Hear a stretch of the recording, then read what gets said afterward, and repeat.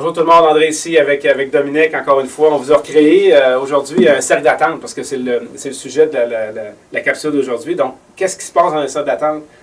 Qu'est-ce qu'on devrait faire pour bien se préparer? Et puis comment on peut faire pour arriver justement à notre présence au bâton bien préparé?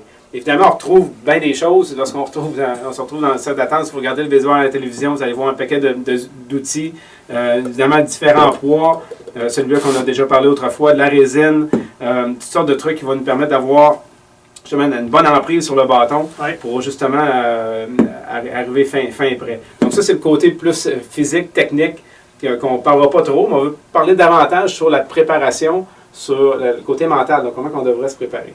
Toi, Dominique, avec ton expérience, si on veut en arriver justement à avoir une belle progression de l'abri des joueurs jusqu'au moment où on va frapper, quels seraient selon toi les points importants à considérer? Une chose est certaine, lorsqu'on est au bâton dans le rectangle des frappeurs, tu l'as mentionné, il ne faut plus qu'on soit en train de penser de qu'est-ce qui se passe.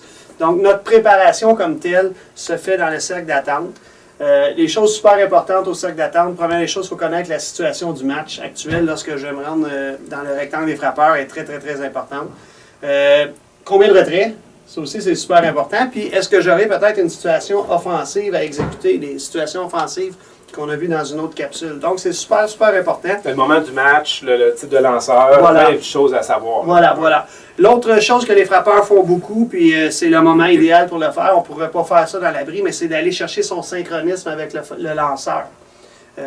Très, très, très important, c'est ce moment-là où est-ce qu'on se prépare à être prêt à réagir dans le rectangle des frappeurs. Non, ce que tu me dis, c'est pas le temps de niaiser. C'est pas le temps pour les jeunes de regarder autour et d'avoir du fun. C'est le temps vraiment, si on va avoir du succès, c'est le temps de mettre le focus au bon endroit. Oui, puis je rajouterais que, évidemment, on comprend que dans le cercle d'attente, ça se fait, mais il y a d'autres choses aussi qui doivent se faire avant le cercle d'attente.